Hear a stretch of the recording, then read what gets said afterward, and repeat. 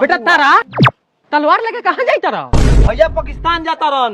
ई काहेला? फिर सकिनवा के चक्कर में पड़ गल बा का? ना झंडा वाला बांस पाकिस्तानी से चुरा के ले गल बा वही ला। तो का हो गेल? दोसर बांस काट के लिया साला से चोर तो बढ़ ले बा। ए बाबूजी झंडा तो वही बांस में पड़ी चाहे जे कुछ भी हो जा। ठीक बा जाता रहता जो, लेकिन कान खोल के हमार बात पहले सुन ले। कॉल खराब भेल बा उखाड़ के लिए ये। पुलिस ने पकड़ लिया ना मार मार के। ठीक बा पापा पापा हमू चलो वो नानी के हमू जाए। चुपचाप रह न तो सल मार के। ओए मां चुप। चलो ना आ जाए तो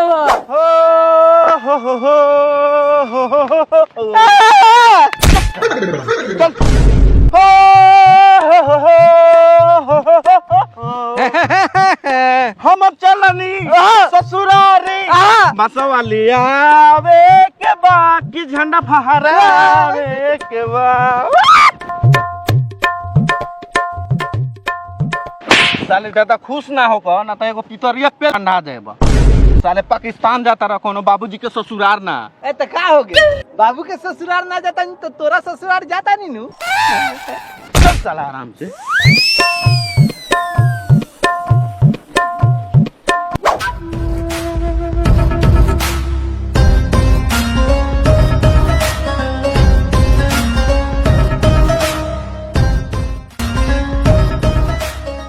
अस्सलाम वालेकुम आका। वालेकुम अस्सलाम।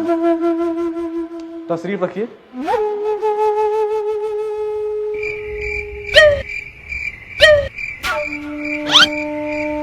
कुबरुद्दीन का चौकी लाया जाए। जी जनाब।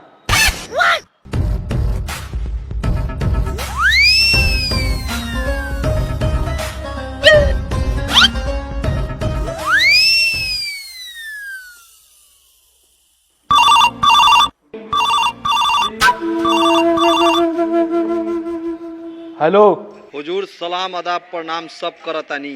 पाकिस्तान ला एगो बहुत ही लाहौल बिला वकुअत खबर बा। पेश करो ना चीज, कैसा खबर है?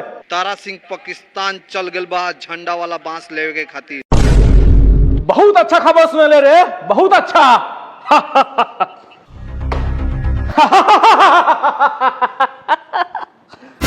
ए सुन जरा हमू तो देखी कि झंडा वाला बांस कैसे लेके जाता।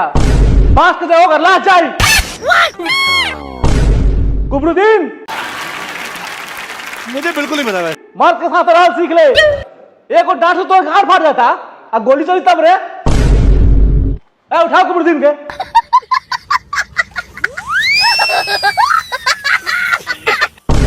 कुबरुद्दीन ऐसे काम नहीं चलेगा।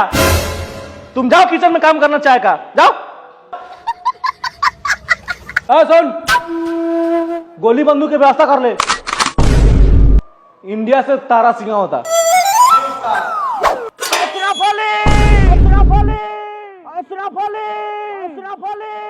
निकल बाहर।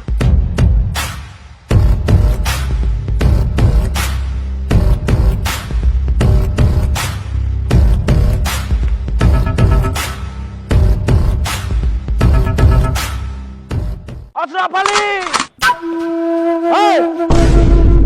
अच्छा आ गए तारा सिंह। रुक तोर मेहमान नवाजी करता नहीं।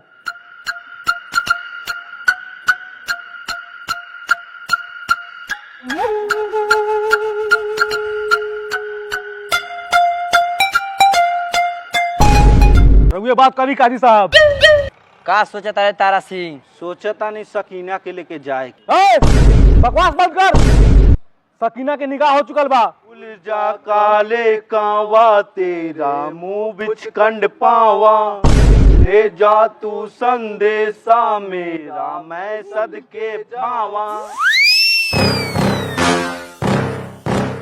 बागों में फिर झूले पड़ गए मिठिया अंबिया। ये छोटी सी जिंदगी पे रात लंबिया लंबिया। ओ घरे आजा परदेसी लहंगा में लगा दो एसी। कुबरा से ना हो कता बेसी। सकीना और सुन ले, टेंशन ना ला हम तोरा के ले जाए आ गेल बानी। सकीना का ख्याल दिमाग से निकाल दे तारा सिंह। ओकर निकाह कबूद्दीन के साथ भइल बा। अशरफ अली चल भूल गेली, लेकिन एक बात बताओ, हमर बबुआ बिना माई के कैसे रही? तोरा बांस ले जाए के बाकी ना रे? ले जाए के बा, वही लता आईनी है। ले जाए के बा तो 51 रुपया देवे के पड़ी। 1 रुपया उखाड़ के ना दे। काजी साहब पहले यूं तो जान ली कि बांस ले जाए के काबिल बा कि ना। बांस ले जाए के बा तो हमारे को शर्त माने के पड़ी। का बसर शर्त ये बाकी तोरा पाकिस्तान जिंदाबाद बोले के पड़ी। असंभव, एक तो चोरी ऊपर से सीना जोड़ी, बॉर्डर पर से बांस चोरा के लिए ले, और शर्त पे शर्त रखता रे। अशरफ अली तोरा कफन भी नसीब ना होई। तोरा बोले के पड़ी, बोल पाकिस्तान जिंदाबाद। हम ना बोलम, हमरा सकीना के भेज देने। पाकिस्तान जिंदाबाद। अब बोल हिंदुस्तान मुर्दाबाद। अशरफ अली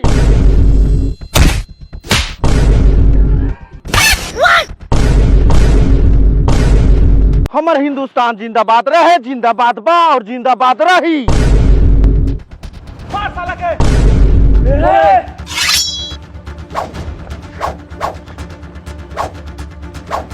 नुनू धर।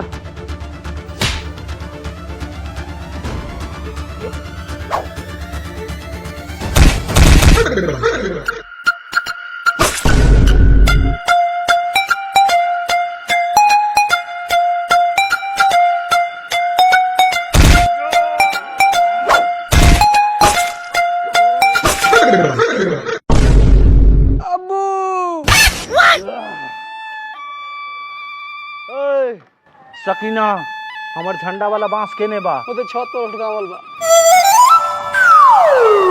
जानी हमो साथे चलो। मुंह से पाकिस्तान जिंदाबाद निकले के मतलब हिंदुस्तान में नो एंट्री। झंडा के बांस लेके चल। नूनू झंडा लाओ। हिंदुस्तान जिंदाबाद, भारत माता की जय।